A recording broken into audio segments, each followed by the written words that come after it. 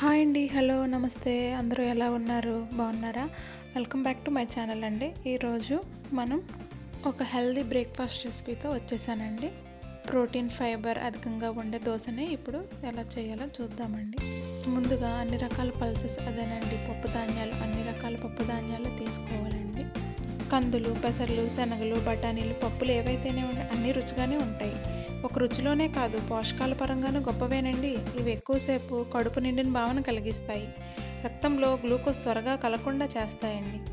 ఇలా గ్లూకోజ్ను అదుపులో ఉంచుకోవచ్చు. పప్పుల్లో కొవ్వు తక్కువగా ఉంటుంది. ఆ మాటకొస్తే కొలెస్ట్రాల్ అసలే ఉండదు. అందువల్ల గుండె ఆరోగ్యానికి ఎంతో మేలు చేస్తుందండి. అలాంటి దోశని ఇప్పుడు ఎలా ప్రిపేర్ చేసుకోవాలో తెలుసుకుందాం.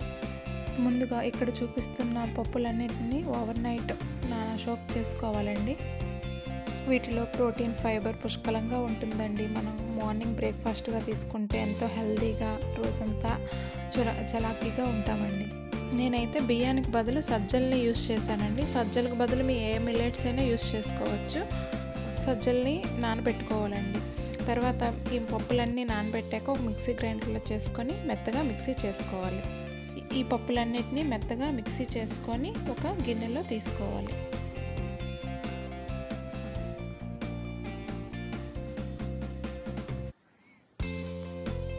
నైట్ అంతా నానబెట్టుకున్న సజ్జల్ని మిక్సీ జార్లో తీసుకొని మిక్సీ చేసుకోవాలండి. నేను సజ్జలు దాంట్లో కొంచెం ఓట్స్ యాడ్ చేశానండి. అలానే ఒక చిన్న అల్లం ముక్క, తర్వాత ఒక పచ్చిమిర్చి యాడ్ చేసుకున్నానండి. పచ్చిమిర్చి యాడ్ చేసుకొని మెత్తని పేస్ట్లో చేసుకొని ఇంతకుముందు గ్రైండ్ చేసుకున్న పెట్టుకున్నాం కదండి, దాంట్లో ఇది బాగా మిక్స్ చేసుకోవాలి.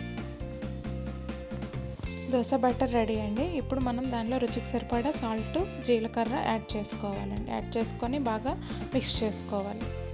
ఇప్పుడు మనకి హెల్తీ దోశ బ్యాటర్ రెడీ అండి.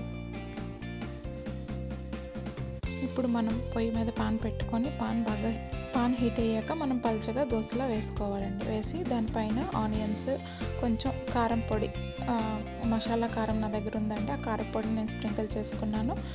వేసుకొని కొంచెం ఆయిల్ అప్లై చేసుకోవాలి. అంతేనండి, సింపుల్గా ఈజీగా చేసుకుని క్రిస్పీ దోశ రెడీ అండి. మనకి హెల్తీ బ్రేక్ఫాస్ట్ చేయాలనుకునేవారు, వెయిట్ లాస్ అవ్వాలనుకునేవారు ఈ దోశని తప్పకుండా ట్రై చేయండి.